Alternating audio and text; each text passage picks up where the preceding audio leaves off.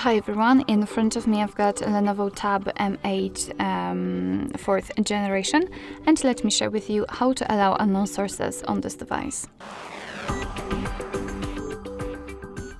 So let's start with opening the settings, and then we have to scroll in order to find the apps section. So let's localize it and tap on it. Now let's tap on Special App Access, and here find Install Unknown Apps.